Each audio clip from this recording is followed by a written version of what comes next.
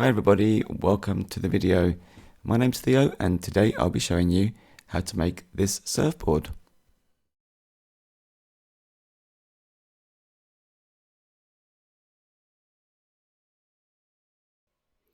Now let me just go back in history a little bit, because if I turn on the wireframe on the surfboard and other things, you can notice I mentioned this mean crease.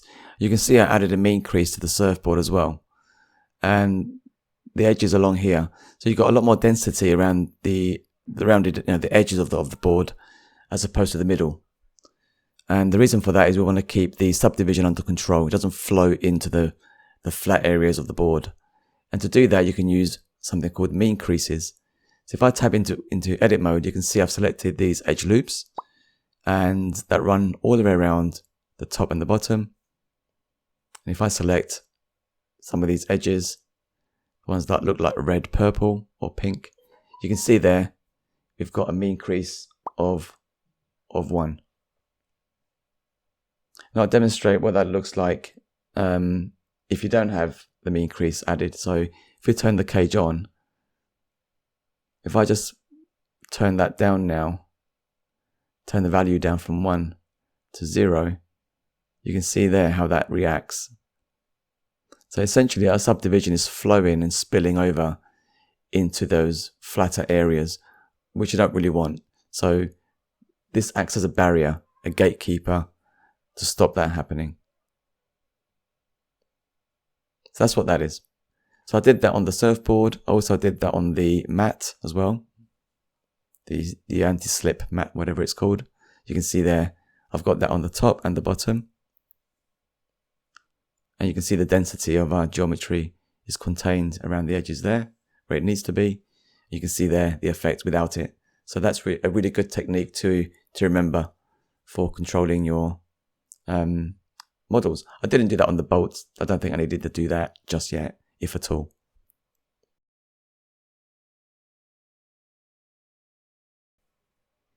Right, let's turn on the reference image. And I'm just looking at the curvature and the thickness as well. That's another thing we've got to think about. But you can see there, as I mentioned before, the thickness is deeper in the middle than it is towards the ends. The issue we have at the moment is that everything we've done so far is using separate objects, right? So we've got the bolts, the fins, the mat, the strap band. They're all separate components to the surfboard. So if we were to make this thicker in the middle, and also the pivot point as well is still at the origin of the initial plane that we used. So we need to tweak that as well at some point. But going back to what I was saying, everything we've got so far is not a part of the surfboard, it's a separate object. So if we were to change the thickness of the board, all of these components will need to change along with that gradient essentially from the middle to the ends. So it can cause, introduce problems. So you've got to find a solution for that at some point.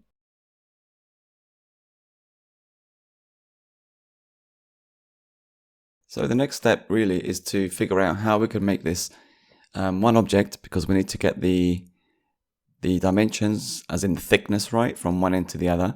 But we can't do that because they're all separate objects. And I did look at ways of doing that and may have found a solution, but it was so convoluted that it really wasn't worth it. And that involved a lattice, empty objects, and lots of other stuff. So whilst it worked, I felt it was too complex and too much hassle. So I'm just looking at whether I can get away with 2 or 3 levels of subdivision.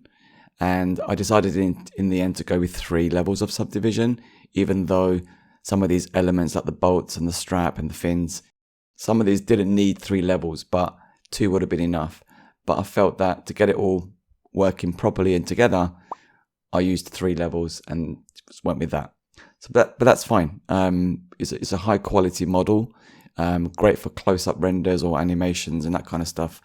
And so what I'm doing here is going through every object, applying things like the modifiers, like the mirror modifier, solidify modifier, that kind of stuff. I'm also turning off all of the subdivision modifiers and just going through there, just checking to see what's left. So taking it back to its bare topology, essentially. And you can see in the outline now we've got several objects there, all beginning with SB for surfboard and all that stuff.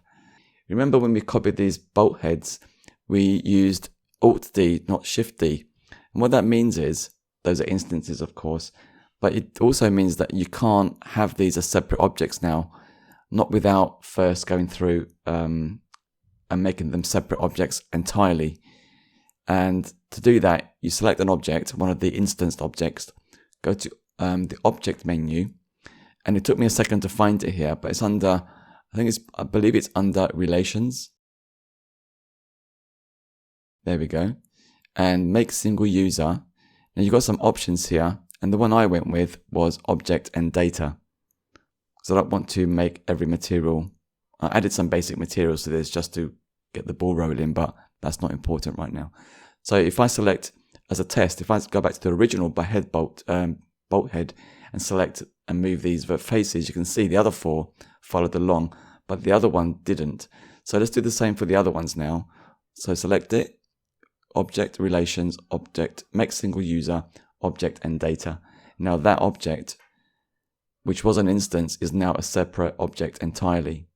You can see they've only got one left now, and that's this one. I say one because it's using a mirror modifier. So let's make that a single user object as well. And we can remove the mirror modifiers on these. You can see I've assigned some basic materials to the surfboard just to get things rolling in terms of, if I show you what it looks like rendered, it's not final at all. So don't think that I've skipped ahead here. I literally just assigned some different colors to the board just for my sanity as I'm working on it. And just for when I get to the materials, it just makes it a little bit easier and quicker. Now we also duplicated these fins as instances, not actual individual objects. The bolt head here is using a mirror object. We're going to remove the mirror object. And then we can duplicate these with Shift-D, not Alt-D. But to do that, we need to make sure we know whether, we can see the value there on the x-axis. So, from left to right, it's along that point there. So if we shifting, duplicate that.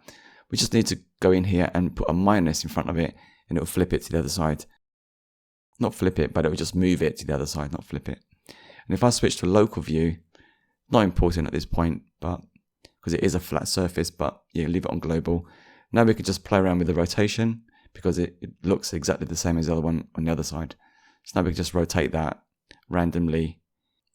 So these are little things, little tidying up, preparing for the joining of everything together. And it goes without saying that do this with a new file. Don't overwrite your file. If you can see my video there at the very top, the file name is actually 05. That's version 5 of this file that I've been working on. So I've started with 01 and saved incremental files as I progress through the project. And this one is specifically where I've joined the objects together, so I don't destroy everything I've done before. I can go back and continue where I left off if I wanted to. So now I'm just joining everything together, and I've just joined all the bolt heads together. And to do that, you select all of the bolt heads and press Ctrl J. So now I'm going to select the band and the band strap. And if I select that one and then the band and press Ctrl J. So with that done, I've now got those two joined together. Now we can select the bolt heads and join that to the bolt heads. So now we have this as one object. Now we can select the mat. That should be fine as it is. Although I may make some tweaks to it because we do have topology underneath the mat we're not going to see. So if I isolate that, you can see there we have all of those faces. So what I'm going to do is select all of the faces within that creased area.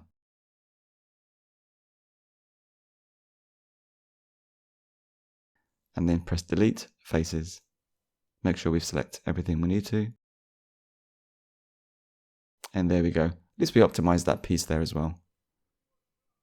If I turn on the face orientation, you can see there's the underside and there's the top side, and the red being inside of the mat, of course, so that's fine.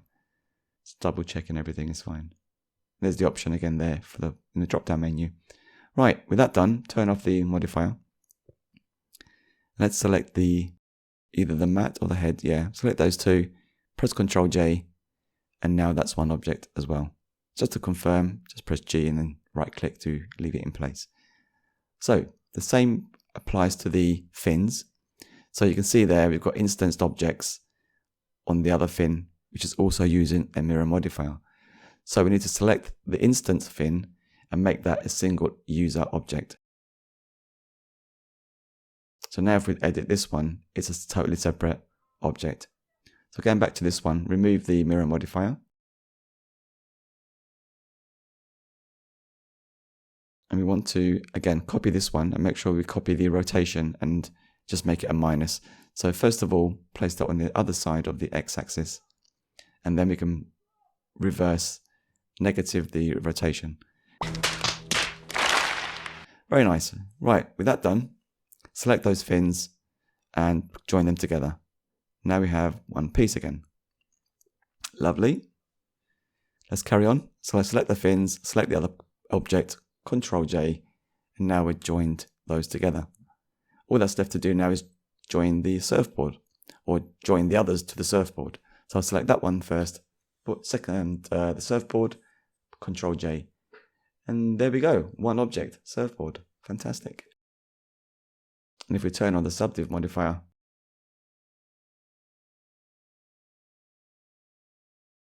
yes, it's high res, but that's what we're aiming for. That's what this project's all about. It's about creating something fun with some interesting challenges and also a great model that we can use for pretty much anything.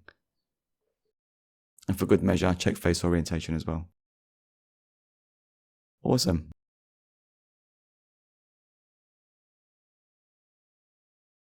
Let's have some fun with some deform modifiers now. So we want to get the curvature of the surfboard.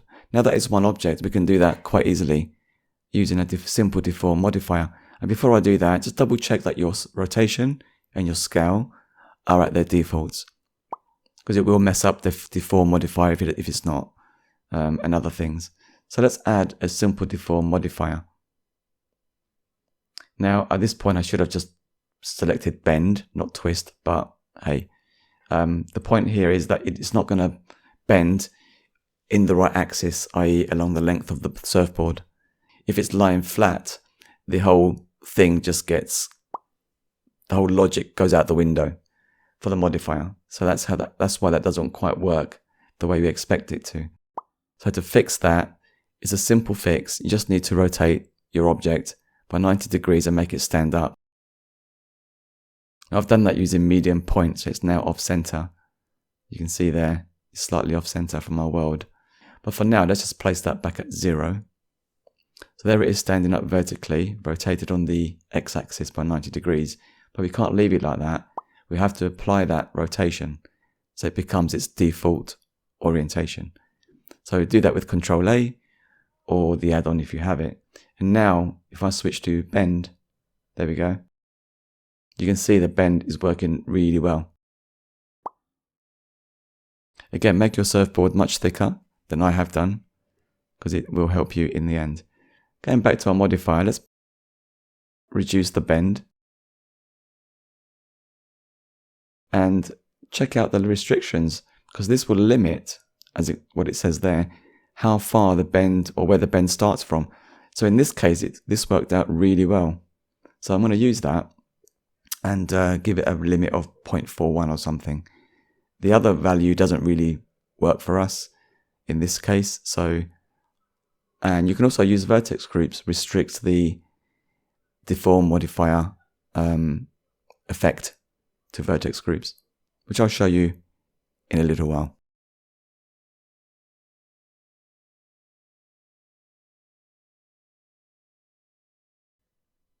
Let's just turn off that simple deform modifier for now, because next we're going to work on the thickness aspect of the board. And again, make yours thicker from the beginning. It'll make your life probably a little bit easier at this stage. Now, you could, because it's all one object now, you could use proportional editing to do this.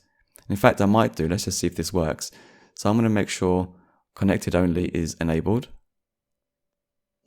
And if I just scroll my mouse wheel to increase the radius of influence and scale that out on the y-axis, that's actually not too bad. That scaling we just did isn't perfect, but once you bend the board, you're not going to notice anything. So that's one way to do it. Another way to do it would be to use a Simple Deform again and use the taper function, option, not twist or bend. You can use taper and then work with Vertex Groups as well. So I'm going to undo that. Let's go back to object mode. Let's turn off our surfboard reference. Now, our bend deform modifier is fine. We can collapse that and leave it there and collapse our subdiv. Now we're going to add another Simple Deform. There we go. And this time we're going to select the option for taper. We're going to bring that above the other deform modifier. You can see there we've got to select the right axis now. So this can be a little bit tricky figuring out which one you need and how to restrict the impact of that modifier. So yeah, that's going the right way now. So we know that's on the Z. However, we also want to restrict it in the X. We don't want it to affect the X, the width of the board.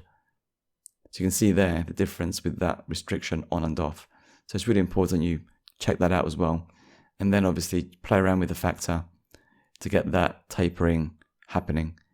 At the moment you can see it tapers from one end of the board to the other, which is not what we want, which is why Vertex Groups are your friend in this case. So if I head over to the previous Vertex Groups that I've created, I will show you what those are and how I created those. So I'll delete those and show you how what that looks like first.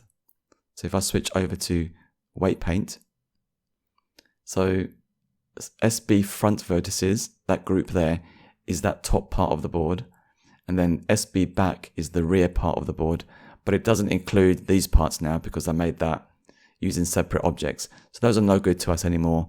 So let's recreate that. So let's create a new group, rename that to the same probably, SB front vertices. And we're going to switch to the front view. And we're going to use this tool, which is the gradient tool. Let me just expand that like that. You can see there, if you click just somewhere inside the board there, and I believe if you hold down the Control or Alt key, it will snap to, there you go, Control left mouse button. That will keep it a straight line. So now we've created this gradient vertex selection. Let's create another group now and call that SB back vertices. And with that group selected, go to the front view, the same thing but from the bottom this time. So just drag up, hold down Control, and that will snap it straight and bring it up to about halfway, like that. Great, with that done, let's head back over to object mode and look at our Simple Deform modifier now with the taper. So if we enable that, now we can target this modifier to only work with the front or the back. So let's just give that a vertex group to target, and I'm going to use the front ones this time. So immediately you can see it doesn't affect the bottom part of the surfboard, just the top part, which is exactly what we want. So I'm going to copy that value, in fact round it off to 0.85. And I'm going to add the same thing again, just move that up just there, and just copy the same settings now. So taper, we can copy that value, paste it into the factor here, select the same axis, being the Z, lock the X axis so we don't distort it, and then select the back vertices. And of course the value we have to change here. So bring that down a touch.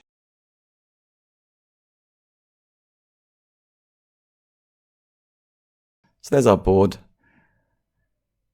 With its nice varying thickness, we've got the bend that we wanted, and we've got all the parts nicely modeled and in high detail. If you've gone this far, congratulations to you. What is it? It's a 1-year membership in the Jelly of the Month Club. Oh, God. Clark, that's the gift that keeps on giving the whole year. Thanks for watching, and if you like my content, please like and subscribe. It really helps the channel to reach a broader audience. Anyway, I'll see you in the next one. Bye for now.